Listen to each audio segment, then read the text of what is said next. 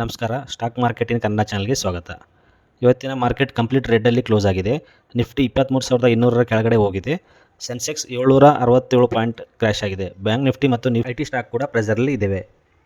Market summary ನೋಡೋದಾದರೆ Nifty 50 -243 point ಆಗಿ 23,123 close ಆಗಿದೆ.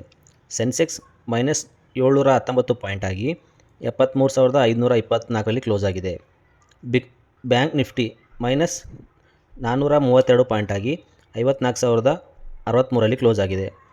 ನಿಫ್ಟಿ 80 -356 ಪಾಯಿಂಟ್ ಆಗಿ 28,653 ಕ್ಲೋಸ್ ಆಗಿದೆ. ನಿಫ್ಟಿ ಆಟೋ -484 ಪಾಯಿಂಟ್ ಆಗಿ 25,681 ಕ್ಲೋಸ್ ಆಗಿದೆ. Global uncertainty, crude oil price ಮೇಲೆ ಹೋಗಿರೋದು, ಮಿಡ್ಲ್ ಈಸ್ಟ್ ಟೆನ್ಷನಿಂದ ಮಾರ್ಕೆಟ್ ನೆಗೆಟಿವಲ್ಲಿ ಕ್ಲೋಸ್ ಆಗಿದೆ. ಗ್ಲೋಬಲ್ ನ್ಯೂಸ್ ನೋಡೋದಾದರೆ ಕ್ರೂಡ್ ಆಯಿಲ್ ಪ್ರೈಸ್ ಶಾರ್ಪ್ಲಿ ಮೇಲೆ ಹೋಗಿತ್ತು. ಇದಕ್ಕೆ ರೀಸನ್ ಬಂದು ಇಸ್ರೇಲ್ ಮತ್ತೆ ಅಟ್ಯಾಕ್ ಸ್ಟಾರ್ಟ್ ಮಾಡಿದ್ದಾರೆ ಅಂತ ನ್ಯೂಸ್ ಬಂದಿತ್ತು. 3 o'clock ಟೈಮಲ್ಲಿ WTI crude oil $94 per dollar ಇತ್ತು. Brent oil crude $97 per dollar ಇತ್ತು. ಅದೇ ರೀತಿ ಟ್ರಂಪ್ ಇಸ್ರೇಲ್ ಮತ್ತು ಇರಾನ್ಗೆ ಇಮಿಡಿಯೇಟಾಗಿ ಸೀಸ್ ಫೈರ್ ಮಾಡಬೇಕು ಅಂತ ಹೇಳಿದರು. ಪೀಸ್ ಡೀಲ್ ಕೂಡ ವೆರಿ ಕ್ಲೋಸ್ ಅಂತ ಸ್ಟೇಟ್ಮೆಂಟ್ ಕೊಟ್ಟಿದ್ದಾರೆ. ಅದೇ ರೀತಿ ಇಂಡಿಯಾದ ಪೆಟ್ರೋಲ್ ಮಿನಿಸ್ಟರ್ ಆದ ಹರ್ದೀಪ್ ಪುರಿ ಅವರ ಪ್ರಕಾರ ಹಾರ್ಮುಜ್ ಸ್ಟ್ರೇಟ್ ಶಟ್ ಡೌನ್ ಆದರೂ ಕೂಡ 30 ರಿಂದ 60 ಡೇಗೆ ಆಗುವಷ್ಟು ಎನರ್ಜಿ ರಿಸರ್ವ್ ನಮ್ಮ ಹತ್ರ ಇದೆ ಅಂತ ಹೇಳಿದ್ದಾರೆ. TCS ಕಂಪ್ನಿಗೆ ಕೆನಡಾ ಲೈಫ್ ಅಂತ ಒಂದು ಕಂಪನಿಯಿಂದ $multi-million ಆರ್ಡರ್ ಸಿಕ್ಕಿದೆ. ಇದು ಒಂದು AI ಟ್ರಾನ್ಸ್ಮಿಷನ್ ಡೀಲ್ ಆಗಿದೆ. ಅದೇ ರೀತಿ ವಿಪ್ರೋ ಸ್ಟಾಕ್ ಕೂಡ ಇವತ್ತು 8% ಕೆಳಗಡೆ ಬಂದಿದೆ. ಇದು ಟಾಪ್ ನಿಫ್ಟಿ ಲೂಸರ್ಸಲ್ಲೂ ಕೂಡ ಇದೆ. ಇದಕ್ಕೆ ರೀಸನ್ ಬಂದು ವಿಪ್ರೋ ಕಂಪ್ನಿ Q1 ಗೈಡ್ಲೈನ್ಸ್ ಕೂಡ ರಿಲೀಸ್ ಮಾಡಿದ್ದಾರೆ. ಅದರಿಂದ ಅದು ವೀಕ್ ಆಗಿ ಅನಿಸ್ತಾ ಇದೆ. ಅದು ಕ್ವಾರ್ಟರ್ ಟು ಕ್ವಾರ್ಟರ್ 0% ಪ್ರಾಫಿಟ್ ತೋರಿಸ್ತಾ ಇದ್ದಾರೆ.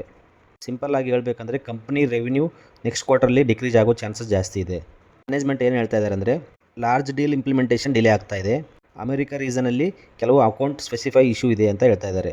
ಅದೇ ರೀತಿ ನಿಯರ್ ಟರ್ಮಲ್ಲಿ ಗ್ರೋತ್ ವಿಸಿಬಿಲಿಟಿ ಕ್ಲಿಯರ್ ಇಲ್ಲ ಅಂತ ಹೇಳ್ತಾ ಇದ್ದಾರೆ. ಗೈಡ್ಲೈನ್ಸ್ ನಂತರ ಸ್ಟಾಕ್ ಮೇಲೆ ಬ್ರೋಕರೇಜ್ ವ್ಯೂ ಕೂಡ ಚೇಂಜ್ ಆಗಿದೆ. ಅದರಲ್ಲಿ ಜೆಫ್ರೀಸ್ ಅಂಡರ್ ಪರ್ಫಾರ್ಮೆನ್ಸ್ ರೇಟಿಂಗ್ ಕೊಟ್ಟು ಟಾರ್ಗೆಟ್ 180 ಕೊಟ್ಟಿದ್ದಾರೆ. ಮಾರ್ಗನ್ ಸ್ಟ್ಯಾನ್ಲಿ ಅಂಡರ್ ವೇಟ್ ಕೊಟ್ಟು ಟಾರ್ಗೆಟ್ 192 ಕೊಟ್ಟಿದ್ದಾರೆ. ನೋಮಾ ಬೈ ರೇಟಿಂಗ್ ಕೊಟ್ಟು ಟಾರ್ಗೆಟ್ 255 ಕೊಟ್ಟಿದ್ದಾರೆ. ಶಾರ್ಟ್ ಟರ್ಮಲ್ಲಿ ವಿಪ್ರೋ ಮೇಲೆ ಪ್ರೆಷರ್ ಕಂಟಿನ್ಯೂ ಆಗುವ ಚಾನ್ಸ್ ಇದೆ. ಯಾಕೆಂದರೆ ಗೈಡೆನ್ಸ್ ವೀಕ್ ಇದೆ ಮತ್ತು ಸ್ಲೋ ಬುಕ್ಕಿಂಗ್ ಕೂಡ ಇದೆ. ವಿಪ್ರೋ ಕರೆಕ್ಷನ್ ಆಗ್ಬೋದಾ ಅಥವಾ ಇನ್ನೂ ಡೌನ್ ಸೈಡ್ ಹೋಗೋ ಚಾನ್ಸ್ ಇದೆಯಾ ಅಂತ ನಿಮ್ಮ ಒಪಿನಿಯನ್ನ ಕಾಮೆಂಟ್ ಮಾಡಿ. ಬರ್ನ್ಸ್ಟೈನ್ ಬ್ರೋಕರೇಜ್ ಪ್ರಕಾರ ಇಂಡಿಯಾದಲ್ಲಿ AI ರೆವಲ್ಯೂಷನಿಂದ ಬೆನಿಫಿಟ್ ಪಡೆಯುವ ಕಂಪ್ನೀಸ್ ನೋಡೋದಾದರೆ Adani green energy, Adani power, Reliance industries, Larsen turbo, Adani group ecosystem. ಇದಕ್ಕೆ ರೀಸನ್ ಅಂದರೆ ಡಾಟಾ ಸೆಂಟರ್ಗೆ ಯೂಸ್ ಪವರ್ ಬೇಕು, ಲ್ಯಾಂಡ್ ಮತ್ತು ಇನ್ಫ್ರಾಸ್ಟ್ರಕ್ಚರ್ ಬೇಕು. ಈ ಕಂಪ್ನಿ ಹತ್ರ ಆಲ್ರೆಡಿ ಆ ಎಕೋಸಿಸ್ಟಮ್ ಇದೆ.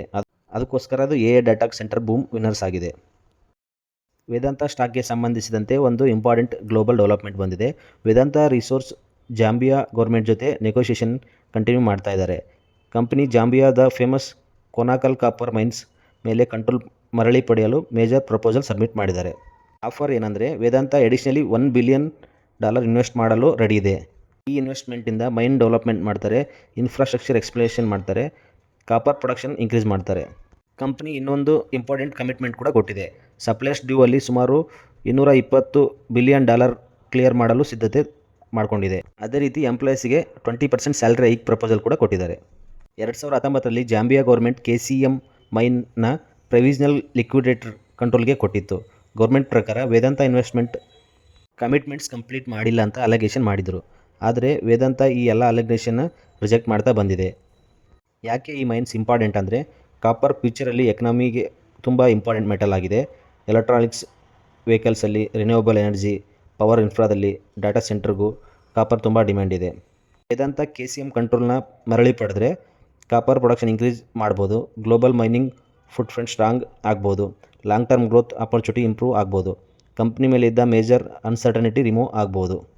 ಡೀಲ್ ಸಕ್ಸಸ್ ಆದರೆ ವೇದಾಂತ ಗ್ಲೋಬಲ್ ಕಾಪರ್ ಸ್ಟೋರಿಗೆ ಹೊಸ ಬೂಸ್ಟ್ ಸಿಗ್ಬೋದು. ಅದಾನಿ ಪೋರ್ಟ್ಸ್ ಕಂಪ್ನಿಗೆ ಒಂದು ಬಿಗ್ ನ್ಯೂಸ್ ಇದೆ. ಅದಾನಿ ಪೋರ್ಟ್ ಅರ್ಜೆಂಟೀನಾದ LNG ಪ್ರಾಜೆಕ್ಟಲ್ಲಿ 10 years ಕಾಂಟ್ರಾಕ್ಟ್ ಮಾಡಿಕೊಂಡಿದೆ. ಸೌತ್ ಅಮೆರಿಕಾ ಮಾರ್ಕೆಟ್ಗೆ ಎಂಟ್ರಿ ಕೊಡ್ತಾ ಇದೆ. ಮರೀನ್ ಸರ್ವಿಸ್ ಬಿಸ್ನೆಸ್ ಎಕ್ಸ್ಪೆಂಡ್ ಆಗೋ ಚಾನ್ಸಸ್ ಇದೆ. ಇದು ಲಾಂಗ್ ಟರ್ಮಲ್ಲಿ ರೆವಿನ್ಯೂ ವಿಸಿಬಿಲಿಟಿ ಕೂಡ ಮೇಜರ್ಲಿ ಪಾಸಿಟಿವ್ ಡೆವಲಪ್ಮೆಂಟ್ ಆಗಿದೆ. IRCTC ಮ್ಯಾನೇಜ್ಮೆಂಟ್ ಫೈನಾನ್ಷಿಯಲ್ ಇಯರ್ 2027ನ ಗ್ರೋತ್ ಗೈಡೆನ್ಸ್ ರಿಲೀಸ್ ಮಾಡಿದ್ದಾರೆ. ಇದರಲ್ಲಿ ಕ್ಯಾಟರಿಂಗ್ ಗ್ರೋತ್ 15% ಇದೆ, ಟೂರಿಸಂ ಗ್ರೋತ್ 90 to 20% ಇದೆ, ಟಿಕೆಟಿಂಗ್ ಗ್ರೋತ್ 10% ಇದೆ, ರೈಲ್ ನೀರ ಗ್ರೋತ್ 5% ಇದೆ. ಮತ್ತು Maharaja Express tourism demand highest ಲೆವೆಲಲ್ಲಿದೆ. ಟೂರಿಸಂ ಸೆಗ್ಮೆಂಟ್ಗೆ ಕಂಪನಿ ಬಿಗ್ಗೆಸ್ಟ್ ಗ್ರೋತ್ ಇರ್ಬೋದು. ಅನಲಿಸ್ಟ್ ಪ್ರಕಾರ ಇನ್ನು 20-40% ಸ್ಟಾಕ್ ಮೇಲೆ ಹೋಗ್ಬೋದು ಅಂತ ಹೇಳ್ತಾ ಇದ್ದಾರೆ. ಪ್ರೆಸೆಂಟ್ಲಿ ಮಾರ್ಕೆಟ್ ಪ್ರೈಸ್ 780 ಇದೆ.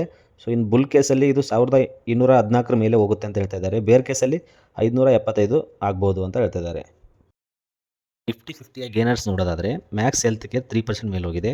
ಪವರ್ ಗ್ರಿಡ್ 1.6% ಮೇಲೆ ಹೋಗಿದೆ. ಟೆಕ್ ಮಹೀಂದ್ರ 1.3% ಮೇಲೆ ಹೋಗಿದೆ. BL 1.1% ಮೇಲೆ ಹೋಗಿದೆ. ನೆಸ್ಲೆ 1% ಮೇಲೆ ಹೋಗಿದೆ. ಅದೇ ರೀತಿ ಟಾಪ್ ಲೂಸರ್ಸ್ ನೋಡಿದರೆ ವಿಪ್ರೋ -8% ಆಗಿದೆ. ಜಿಯೋ ಫೈನಾನ್ಸ್ -3% ಆಗಿದೆ. ಎಟರ್ನಲ್ ಮತ್ತು ಶ್ರೀರಾಮ್ ಫೈನಾನ್ಸ್ ಕೂಡ 3% ಕೆಳಗಡೆ ಬಂದಿದೆ. ಹಿಂದಾಲ್ಕೋ 2.7% ಕೆಳಗಡೆ ಬಂದಿದೆ. ಇದೇ ರೀತಿ ಮಾರ್ಕೆಟ್ ಅಪ್ಡೇಟ್ಗೋಸ್ಕರ ವಿಡಿಯೋನ ಲೈಕ್ ಮಾಡಿ ಮತ್ತು ಸ್ಟಾಕ್ ಮಾರ್ಕೆಟ್ ಕನ್ನಡ ಚಾನಲ್ನ ಸಬ್ಸ್ಕ್ರೈಬ್ ಮಾಡ್ಕೊಳ್ಳಿ. Thank you.